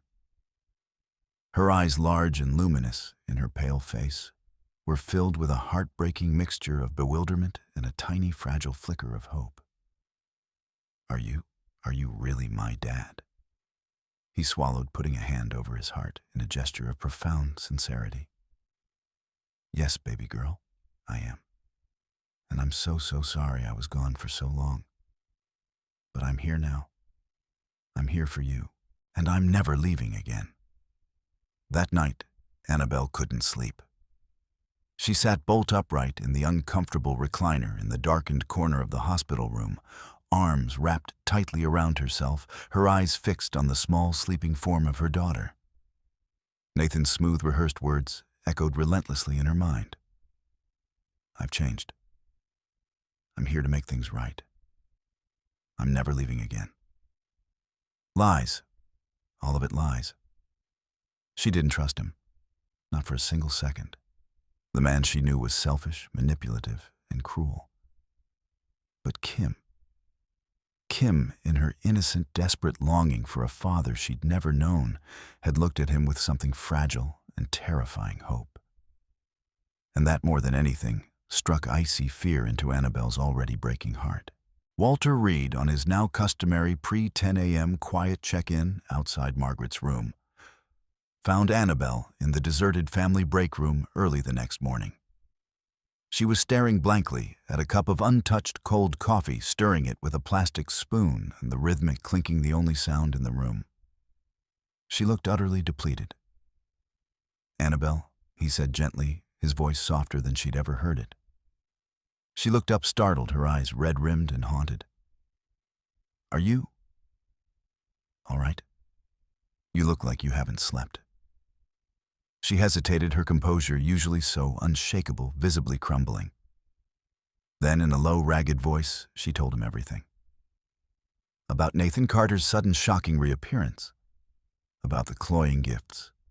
About the too smooth apologies. About the years of cruel silence and neglect, and now this suspiciously too timely, too good to be true return. Just as Kim was facing the biggest battle of her life. Walter listened in utter silence, his face an unreadable granitic mask. But his eyes, when she finally met them, were filled with a cold, dangerous anger that surprised her. He remembered Nathan Carter from the scant details Margaret had once let slip. A no-good drifter who had broken Annabelle's young heart. Then, after a long, thoughtful pause, he said, his voice a low, steady rumble. "Annabelle, do you mind if I discreetly check into something regarding Mr. Carter?" Annabelle blinked, confused. "Check? What do you mean I know people?" Walter said, his tone carefully neutral, betraying none of the fierce protectiveness that was coiling in his gut. "People who are very good at looking into backgrounds. Very discreetly. No fuss, no drama. I have a strong feeling there might be more to his sudden reappearance than paternal devotion. If someone materializes after 9 years, brandishing a smile, a sob story, and no credible explanation, particularly at a time like this, I'd rather know what they're truly after." Annabelle stared at him, uncertain, torn between her desperate need for help and her ingrained reluctance to involve anyone else in her messy, painful past. "I won't interfere in any way, I promise," Walter said, sensing her hesitation. "This will be entirely confidential. But Kim deserves to be protected from any further complications. And so do you." Annabelle hesitated for another moment, then nodded a single, exhausted motion. "Okay, Mr. Reed. If you think it might help, please." Walter gave her a small, almost imperceptible nod. "Consider it done. I'll keep it quiet." He would do more than keep it quiet. He would unearth whatever rotten truth lay beneath Nathan Carter's charming facade. For Kim, for Annabelle, and for the ghost of his own lost Lily. Over the next few days, Nathan Carter insinuated himself into the fabric of room 412 with alarming ease. He became a regular, almost constant presence, arriving with more cheap flowers, more sugary juice boxes, more crudely handmade cards, emblazoned with "Dad and Daughter Forever" in bold, childish marker. He took endless photos of Kim with his smartphone, posing her with her IV pole, as if it were a whimsical magic wand, posting saccharine updates to a newly created social media page, ostensibly dedicated to Kimmy's brave fight. Kim, with her eternally open, trusting heart, and perhaps fueled by a desperate, childlike yearning, began to tentatively warm up to him. "He's actually pretty funny, Mom," she said one afternoon after Nathan had regaled her with a series of slightly inappropriate jokes. "And he said that when I get all better from my operation, we'll go to Disneyland." All three of us, he promised. Annabelle forced a faint smile, her heart aching. "That's nice, sweetie." But she didn't elaborate, didn't share Kim's innocent enthusiasm. Because every time Nathan Carter smiled his too wide, too eager smile, she saw the dangerous, unpredictable flash of rage that could ignite behind his eyes, without warning the rage she remembered so vividly from all those years ago. Nurse Sarah, now a cherished friend to Kim, voiced her own concerns to Annabelle and tentatively to Walter during one of his extended visits. "He asks a lot of questions about Kim's funding Ms. Carter," Sarah said quietly in the hallway, her brow furrowed. "And about which charities might be involved. He even asked me about, well, Mr. Reed, how often you visit, and if you were some kind of benefactor." It felt wrong. She'd also seen him on the phone late one night, his voice hushed and urgent, mentioning payouts and proof of guardianship. Her unease grew shared by Walter. 3 excruciatingly long days later, Walter Reed received the damning report from his private investigative team. He sat at his vast, empty kitchen table late at night, the city lights a cold, indifferent glitter beyond his window. The thick manila envelope felt unnaturally heavy in his hands. He opened it with a grim sense of foreboding. Nathan Carter, the report detailed with chilling precision, had a string of outstanding debts in multiple states. A recently filed bankruptcy under a shady shell business. A short court-ordered stint in a cut-rate rehab facility 2 years prior for alcohol and gambling addiction. And most alarmingly, most damnably inquiries made just 2 weeks earlier, before he had supposedly heard about Kimmy, into payout programs from several obscure compassionate care foundations, including one specifically set up with highly questionable credentials under the name Children's Last Wish Fund. This fund required notarized statements of parental control and physical presence of the child to release funds. He'd even downloaded forms. He was looking for a sick child to exploit. Walter leaned back in his chair, his heart thudding a slow, heavy beat of cold fury. He had seen men like Nathan Carter before countless times in the cutthroat world of business and finance. Opportunists, manipulators, vultures. Only this time the prey was 12 years old, with eyes full of innocent hope. Walter immediately shared the key findings with Annabelle. Her face turned ashen, but her eyes hardened with a mother's resolve. They had to protect Kim. The climax was building. The night before Kim's scheduled transplant surgery was tense. Kim, sensing the undercurrents, was quieter than usual, though she tried to remain cheerful. Nathan, however, became increasingly agitated, his charm wearing thin. "Kimmy, sweetie," Nathan began that evening, his voice a syrupy blend of false concern and urgency. "I've been thinking. This big hospital. It's so cold, so impersonal. I heard about this special place, a clinic just out of town. They do wonders for kids like you. So much gentler, more natural. We could go tonight. Just slip away. They're expecting us." Kim looked at him confused. "But my surgery is tomorrow, Dad, with Dr. Wexler," Mum said. "Your mum's just worried, sweetheart." This place, it's a secret, a better chance. He glanced at his watch. They need you there before midnight to start the special preparations. He tried to take her hand. Annabelle stepped in, her voice calm but icy. She's not going anywhere, Nathan. Walter, who had arrived a few minutes earlier with Margaret's nightly tea, stood silently by the door, his presence a physical weight in the room. Nurse Sarah, alerted by Annabelle about Nathan's increasing pressure, had been keeping a close watch. She'd seen him earlier, tucking a small folded piece of paper into Kim's art supplies, a crudely drawn map. Now, hearing his words, she slipped out to call security, as per Walter's discreet prior instruction.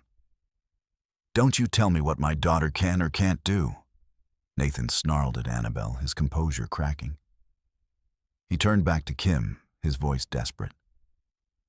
"It's our only hope, Kimmy, this Children's Last Wish Fund. It will cover everything. Make us rich once we get you to this other clinic, and I can show I'm your real guardian." He grabbed Kim's art bag, a desperate plan forming in his eyes. He'd get her signature on something, anything, and then take her. "Stop it, Nathan," Annabelle cried. Kim clutched her newest drawing to her chest, a garden scene vibrant and full of light. "This is my happy place," she whispered, her eyes filling with tears. "I want to stay here, with Mum, and Mr. Reed, and Margaret." Nathan lunged for the drawing. "This childish nonsense," he roared, snatching it and crumpling it violently. "There's no time for fantasies." In that instant, Walter moved. He wasn't as fast as he once was, but his intent was like steel. He placed himself between Nathan and Kim. "That's enough, Carter." Just then, 2 uniformed security guards appeared in the doorway. Nurse Sarah behind them, her face grim. "Mr. Carter," one guard said, "we need you to come with us.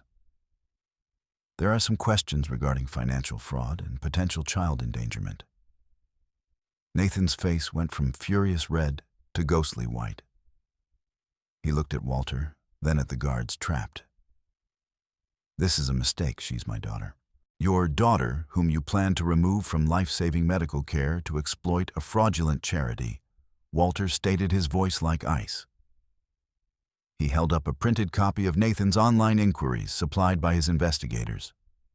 "The Children's Last Wish Fund has been flagged.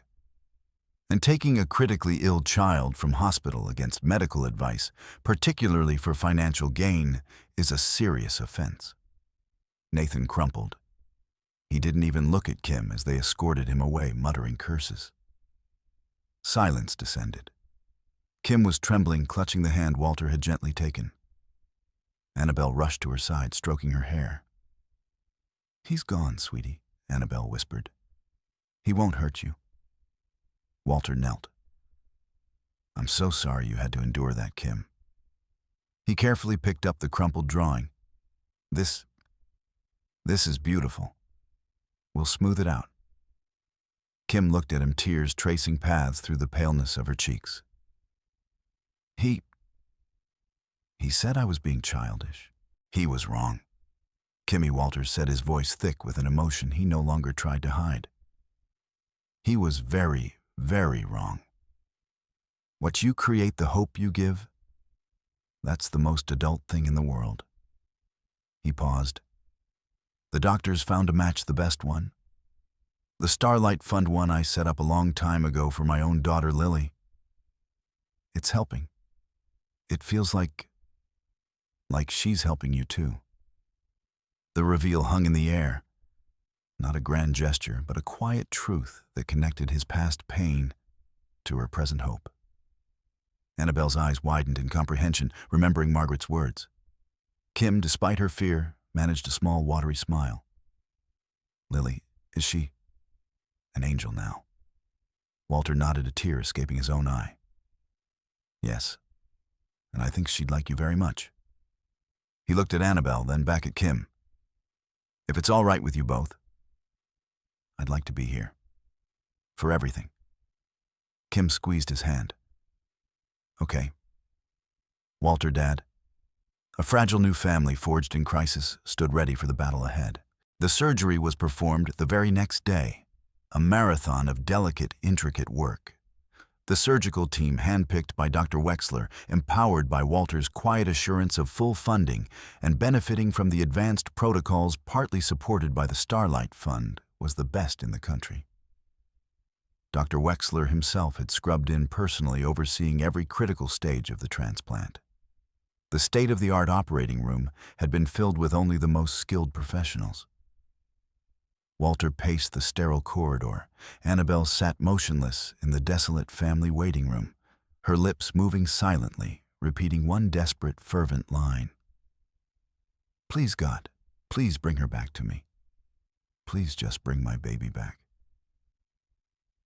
Time stretched and then snapped. Dr. Wexler, his face etched with a profound, soul-deep weariness Walter had never witnessed, stepped into the hallway. He didn't speak. He just looked at Annabelle, then at Walter, his eyes filled with an unbearable sorrow. He slowly, almost imperceptibly, shook his head. The world tilted, then shattered. The room was silent when they walked in. Kim's small, frail body lay still beneath the pale blue hospital blanket, her face serene, almost angelic. The incessant hum and beep of life support had been silenced. Walter stood rooted, a strangled sob, trapped, mirroring the agony of losing Lily. Not now. Not yet.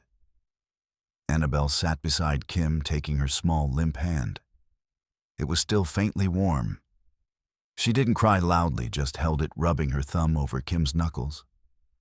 Walter approached a small polished silver pin in his trembling palm, a delicate heart with angel wings. He'd commissioned it weeks ago. He gently placed it in Kim's hand, curling her fingers around it. Engraved on the back, "Kimberly, my daughter, the light that found me." He pressed his forehead to hers. "I didn't get to have you for long, my brave, sweet girl," he whispered, tears streaming. "But you made me a father again. Thank you, Kimmy." He stepped back. The world paused. Hours passed. Nurse Sarah stayed long after her shift. A palliative care nurse brought Kim's brightly colored pajamas and her few belongings. Annabelle's eyes fell upon the small, well-worn blue backpack. Inside, beneath Margaret's hand-knitted sweater, was a single sheet of paper, crumpled but treasured. Kim's garden. The drawing Nathan had crushed. Outlines, hopeful shapes. A woman in an apron, a tall man with graying hair offering tea to a child.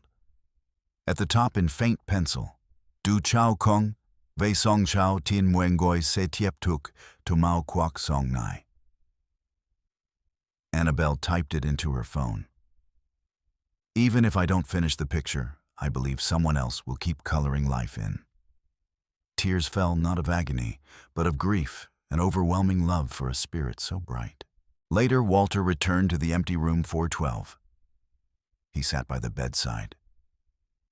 "You understood kindness, Kimmy," he rasped. "You saw me." He pinned an identical silver pin to his own lapel, a permanent tribute. He would wear it always, a reminder of the man he became because of her. The hospital records would state Kimberly Carter, age 12, passed due to post-operative complications.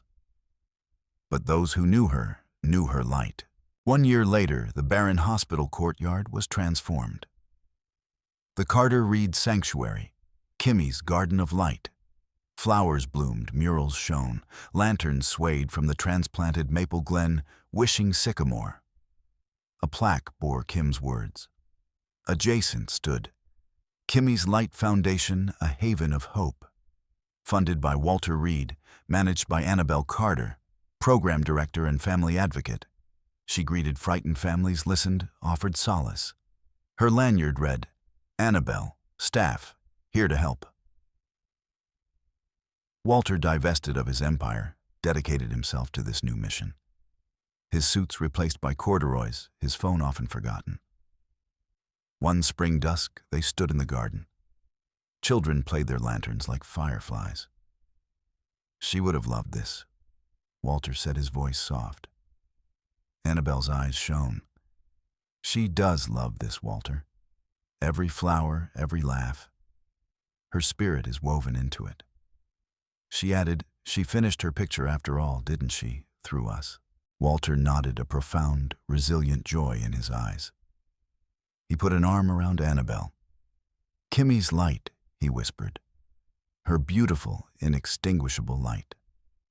A collection of Kim's most vibrant drawings, Kimmy's Colors of Hope, was exhibited at the Hospital Prints, made available to raise funds for the foundation.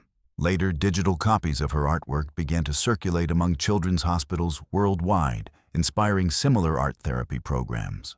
Walter penned an open letter published in a national newspaper, not about finance, but about a 12-year-old girl who taught him the meaning of legacy.